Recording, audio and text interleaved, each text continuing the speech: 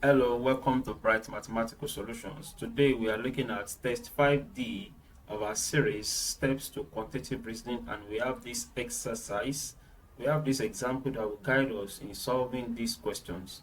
We have 4 and we have an arrow, then we have 2 equals 10. So how do we arrive at this 10? That's 4 plus 4, that's 8 plus 2 equals 10. Does it work for the second?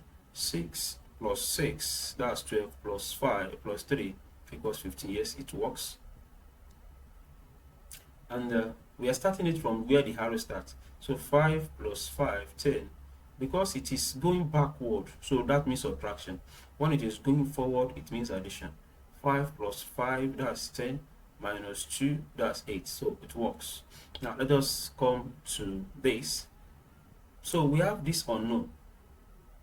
Unknown plus unknown plus 6 give us 16. So what is this unknown? Let us subtract this 6 from 16. That gives us 10.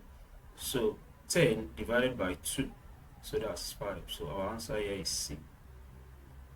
We have 8 plus 8. That's 16. 16 plus 8. That's 24. Now, we have, when it's the arrow faces back, we are subtracting. And we have unknown here. So let us add this 3 to this 9. That gives us 12.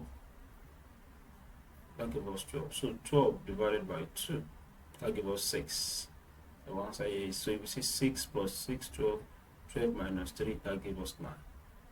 So the next one, 4 plus 4, that's 8. 8 plus 3, that's 11. Now, for the last one, 9 plus 9, that's 18. 18 minus what will give us 13. So if we said 18 minus 13, definitely will give us 5. So our final answer is E. Final answer here is E. So that is the solution to this particular question. If you have any question, please remember to put it in the comment section. I will definitely attend to it.